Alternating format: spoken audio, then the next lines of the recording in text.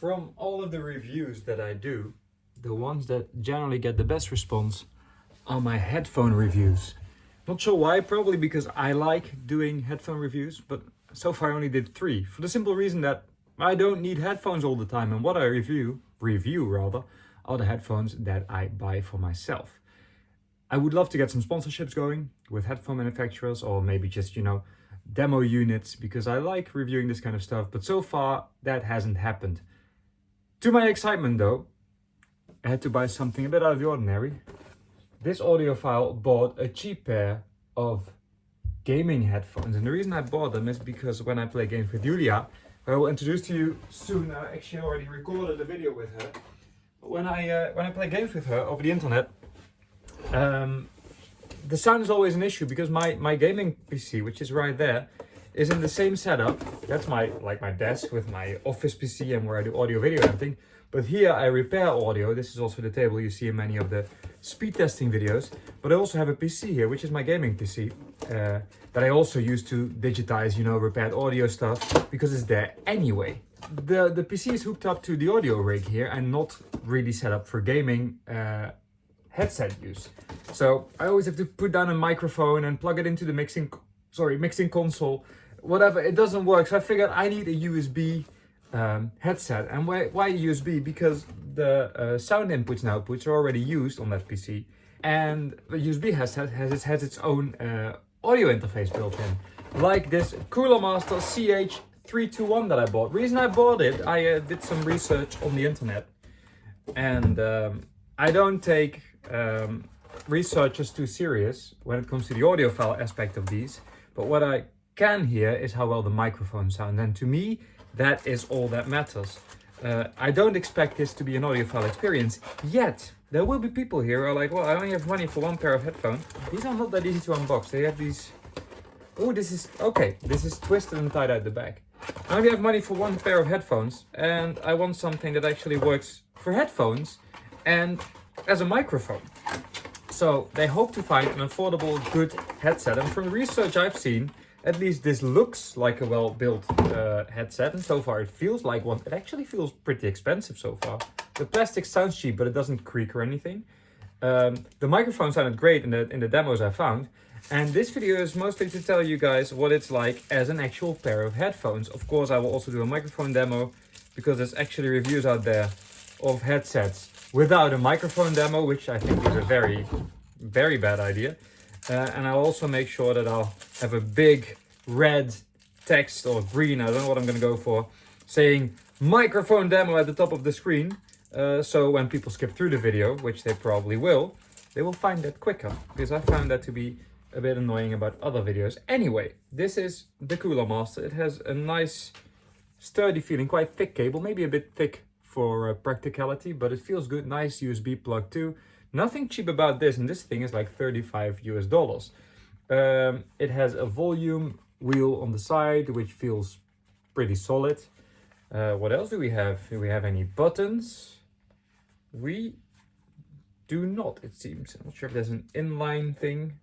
No, appears that's just the volume, and that is plenty if you ask me. So padded, pretty thin, but yeah, you can sort of feel the structure going through it, so this may push into your head a bit if you have a big head like me.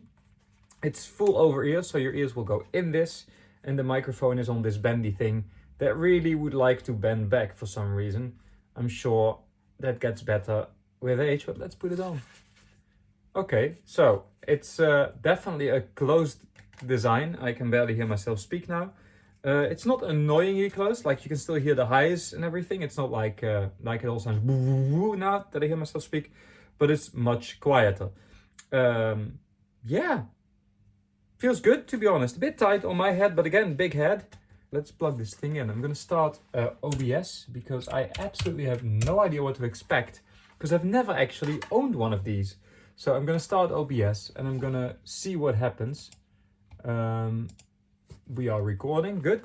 And I'm gonna just plug it into my front USB. It's got USB 2, of course. There's no need for this having USB 3. Let's see what Windows makes of it. Windows is doing absolutely nothing. Okay, let's check my my sound settings. This is Windows 11 and everything is different. There it is, speaker CH321. And also I noticed that OBS is now picking up the sound, so I'm already recording myself. So I will put this on. Here we are. Okay, I'll put this on. I'll set it as you do. We have a right LED, a red LED, and we have recording. So let's put that massive sound demo thing here. So I'm speaking at a normal speaking level into the microphone of the Coolermaster CH321 in a room that is relatively dampened, with the microphone slightly away from my face because I hate when you hear all the time. Speaking of which, let me blow around the microphone for a bit, see if you get any wind pickup from that. But yeah, this is the first demo of the microphone, and as far as I could tell from the videos, it sounds pretty good. Let's play some music, because that again is what this video is about. It's probably pretty bass heavy. These popular microphones often are. I'm gonna play something with a lot of bass, see if it's overdoing it. It is playing, that's good. Where was that volume wheel again? Here it is.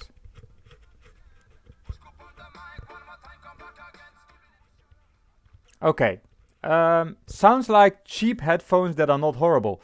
They have very rolled off highs, which is pleasant because, you know, you don't really need the highs so much for gaming. And even if they were there, they would probably be unsubtle and aggressive, and we don't want that. These are pretty subtle. There's not a lot of it. Same goes for the lows. The lows, there's plenty. It's actually not that much. It's reasonable. But it is pretty, it's all a bit up there. It's like 80 hertz, and below that there's not much. So you have the oomph, but there's not a lot of deep bass. Let's try some other songs, see if it wakes up a little. Goes plenty loud, not over the top, but plenty. Okay, I just cranked it all the way up. That wheel's a bit annoying if you have long hair, by the way, because it's at the back. Maybe I'm wearing it the wrong way around. Let me check, actually. Does it say anywhere? That would have been useful. Does it come with a manual? Well, it comes with a very thin manual because it's very much plug and play. So the microphone and the wire are on the same side. I'm not sure if that's ideal because you're gonna get that going on. It doesn't say anywhere what is left and what is right. Well, then we're gonna find it out. I'm gonna play some stereo test. Left loudspeaker test, here we go. So the microphone goes on the left, so that is correct.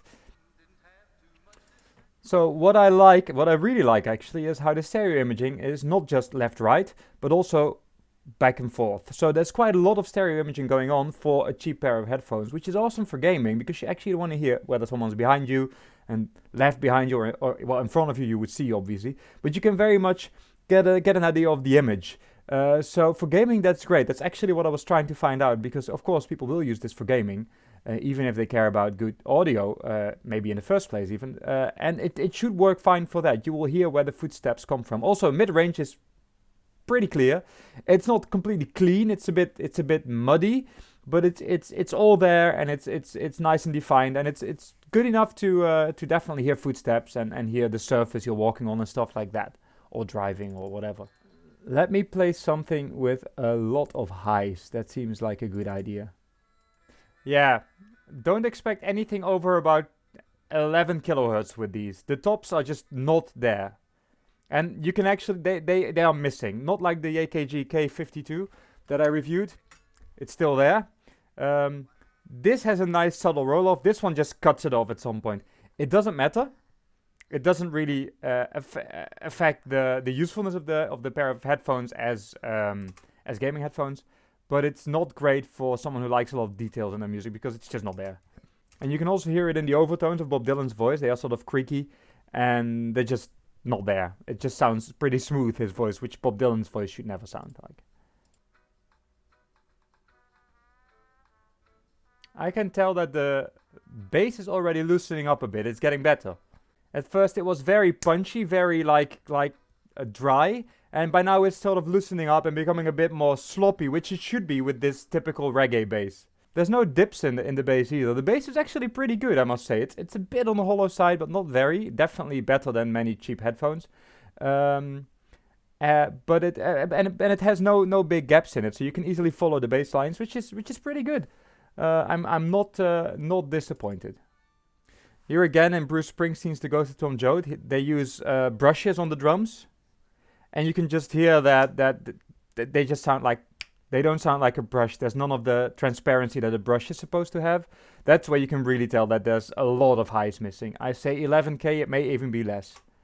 Same with the S's in his voice, they're pretty sharp. He's supposed to say solid rock with a sharp S, and it's more like solid rock. It's just, the top is just gone. I wouldn't care for a gaming headset, absolutely not. Would I care for an audiophile headset? Yeah, absolutely. I would not be too happy about that for seriously listening to music. But it's also not annoying. So if you want to use these headphones for music, they will not annoy you. It's just that if you have comparison, you'll be like, there's a lot missing here. So if you are not used to headphones that are any good, and even like these AKG K52s, which also don't have a lot of highs, as you may have heard in my other review, or in my review of those. If you're not used to that, it's fine. It's absolutely fine. If you know what you miss, you will miss it. You will not miss it during gameplay. You will not miss it during conversation, because you don't really need those sharp and high S sounds to understand people. I guess this is what life sounds like if you have slightly ruined hearing and you don't hear all of the top highs anymore. So not annoying at all, but definitely not complete in the highs. One more song. Let's see, what will we do? This is a song that has a lot of mid-range. Let's see if this sounds okay. So again, you can tell that the top range of his voice is missing. There's like this higher layer in his voice that's just gone. But the understandability of the vocals is really good. I do like the low end. It's actually pretty nice. A bit thumpy, but that's really not bad low end for even more expensive headphones. You can easily separate all the voices still. No, you know what? These are not bad. They just don't have any highs. There's no highs, and if you can live with that, they're perfectly serviceable. They feel solid.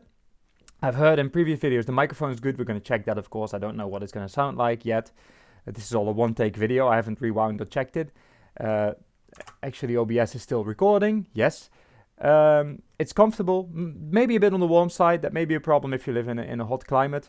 And the mid-range is very clear. The lows are actually pretty good. The build quality feels high.